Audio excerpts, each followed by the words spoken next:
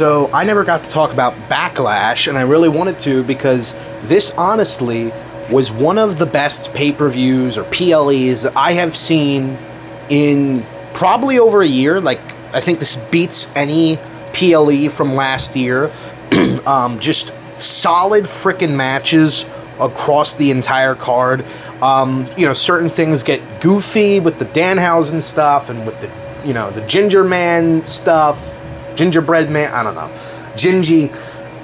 But the matches themselves were all really great, and I want to talk about it. So first, the night starts off with Seth Rollins versus Bron Breakker, which I don't think is getting the love it deserves for the incredible match that it was. It really told a really great story, one of those classic, heel versus babyface storylines, or stories rather. Actually it's more of like a classic like young heel versus older veteran babyface story, which is like Seth, every time he seems to get some sort of offense in, Bron's just right there to stop him and just halt whatever momentum train that he's getting on and go, nope, we're going right back to me just wearing you down. And it told a really, really great story, and it didn't revolve around the same move over and over again, which is like probably my biggest complaint about the main event of WrestleMania, both of them, was that they just turned into constant, you hit your signature move, now I hit my signature move, now I try to go for my finisher, now you try to go for your finisher, and that's all they did. This, it's like you got a good variety of moves, but it wasn't like we're just doing move after move after move with no story. You told a really great story. You didn't have to rely on spamming the same move over and over again. There still was interference in a way, but they did it really smartly where Seth, he knows this. He knows that, because since he created the Vision, he knows that he would send the Vision out to help him. So he's adapting, and he's got a chair waiting for him to show up, and he hits them before they even come at him. I thought that was a really good, clever little thing they did. They really made me buy for a second that Seth was going to win, and when he was about to hit the avalanche stomp, and then he gets hit by the spear. Just a really, really great match. And unfortunately, nobody's talking about that because instead they want to focus on Seth botching, I guess, a few times on certain moves, and then how this makes him a shitty wrestler, or he's overrated, or what he said about Omega, I guess 7 or 8 years ago, now is blowing up in his face because Omega's way better, or not Omega, Ospreay. Who really gives a fuck? He made a comment 7 years ago about Ospreay, and then all of Ospreay's salty fanboys are shitting on Seth for botching a few moves and saying Seth is trying to copy Ospreay. It's like, well, first of all, Seth was here before Ospreay, so if anybody's copying, I don't know. Second of all, why is that the thing you're focusing on, is botches? There are 2 botches, it's not extremely noticeable. It's not something that I'm going, oh my god, the match is ruined, because the story of the match is Seth trying to keep up with the newer, younger, faster Bron Breakker, and everything he does just doesn't seem to work anymore. He's not operating on the same level that he used to be. You can think that in real life in terms of his matches. I think Seth consistently still puts on really great matches, so I just don't understand this newfound hatred for him in the ring. His character, that's a different story. He stopped doing the clown gimmick, it seems, which is great because it didn't fit him anymore. I don't know what you want to say about Seth as a promo guy, as a character, but when it comes to like performing in that ring, he's definitely one of the best in the roster.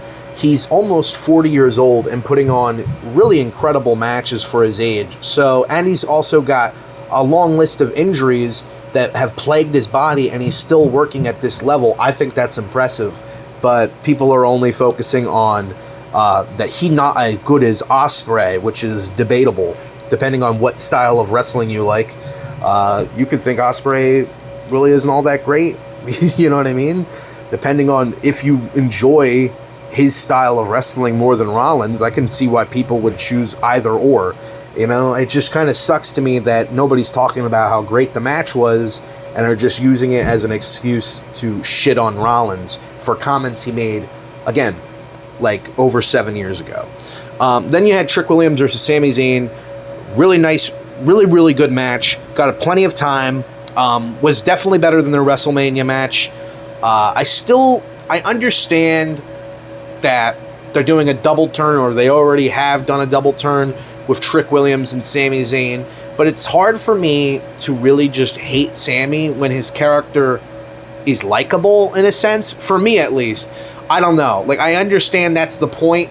You know, everybody else is gaslighting him and he's going crazy over it.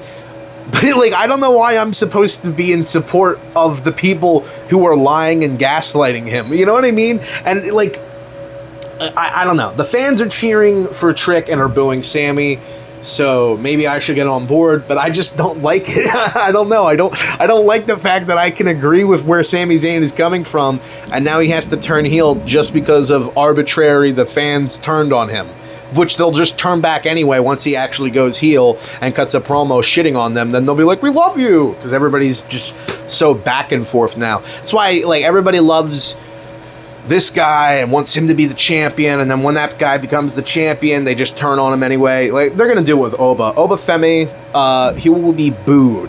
He will be booed, and people will call him mid very soon. It's just how it works. But yeah, this was a really great match. Sami getting more and more into that heel role, being more aggressive, pulling strings, and, you know, like, throwing every little dirty trick in the book at freaking Trick Williams and stuff. But ultimately, focusing again on Little Yachty is what costs him. And I don't hate Little Yachty being involved in this. You know, as much as I would rather not have celebrities constantly be involved, it seems, in WWE, he's really good in the role. So he's just a really, really good like little heel manager for Trick Williams, who isn't a heel. You know, I don't know. It's just strange to me. It was a really great match, though. The Danhausen tag match with Miz and Kit Wilson, and he was tagging with his clone, which was El Toro, or that little midget wrestler that had the WLC match with Hornswoggle in 2014. Yeah, this was very goofy, very, very dumb, but everybody was popping for it, and it wasn't boring either. I think it went on a little bit too long, but it was I had a lot of fun watching it. But it was really, really stupid, and I will acknowledge that. But, you know, it's for some reason it feels like the show doesn't have a consistent tone of what it's going for. Like, we want to be more sports oriented with this sports broadcast presentation. Oh, but also here's a cloning device machine. Like, what? Anyway, you have Asuka versus Io Sky. They had a really, really great match. Some people are saying this is the match of the night, which I didn't agree with. I thought this was a little bit sloppy. You know, everybody's saying that about Seth's match, but I'd say this was a little bit sloppy at times.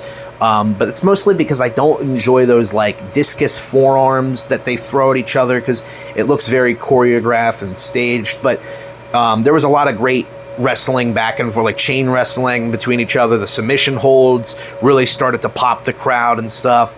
I just thought the match was really good and solid. Don't have too much to say about it because I don't care about the storyline. And it seems like Asuka has sort of turned face almost. They had a really, really emotional moment in the end where they're hugging each other and stuff. And Io gets the win, obviously. And then to the main event. I think it's the main event, right? I'm not missing anything. You have Roman Reigns defending the World Heavyweight Championship against Jacob Fatu. This was your classic Roman Reigns main event. I think they did a really good job of actually keeping me a little bit on the edge of my seat, because I thought there was a possibility for Jacob to go over here and just win the belt. I wouldn't have been personally all against it, even though I'm not the biggest fan of Jacob because I don't like his promos. I'm not going to deny that he is over as hell. He's extremely over, and his matches can be fun. I think he just needs to sell a little bit more. And in this match, they really, really did a great job of just proving that everything, kind of like in the beginning of the match or of the show, with Seth and Braun, it seems like Roman just can't figure out a way to stop Jacob. Even when he comes up with strategies like to work the hand so he can't hit the Tongan death grip, Jacob is just too much and overwhelms him. I think they told a really good story. I think they had a really great match all the way till the end, where it seems like they just were like, all right, rush it, let's get it over with. And, Roman, he unexposes the turnbuckle and he grabs the referee to distract him, and then throws Jacob into the turnbuckle, the exposed steel, and then hits a third spear and wins. And then Jacob gets right back up after he gets pinned and loses, and Roman's still laying on the ground. And they're like, Roman survived. And I think if you were going to do that, if you were going to have Roman survive, you should have... He hits Jacob with, throws him into the steel, exposed turnbuckle, and then maybe gets a guillotine on him to make him pass out.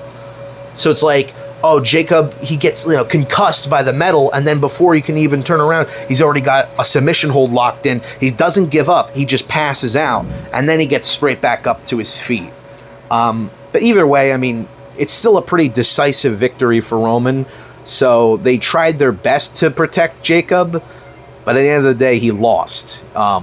And, Roman did cheat. He did bend the rules, but it's not like he had help. He did it kind of all by himself. He had to find a crafty way to win, which I like. Again, like, I understand you want to protect Jacob, but at the end of the day, he did just kind of lose 99% fair and square with like a slight, I guess he kind of bent the rules. But it's not. But Roman didn't low blow anybody. He didn't get a chair involved. He didn't get the Usos to help him out. So I don't know. You could argue if this really does protect Jacob or not. Kind of makes him look like a sore loser after he's beating Roman at the end. But a really, really good match, and overall a really great show.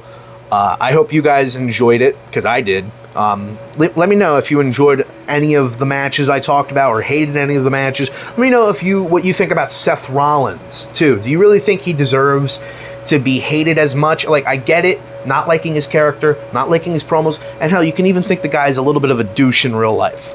But when it comes to being in that ring, I mean, he has put on some of the best matches of the past decade, and not just WWE, but in wrestling.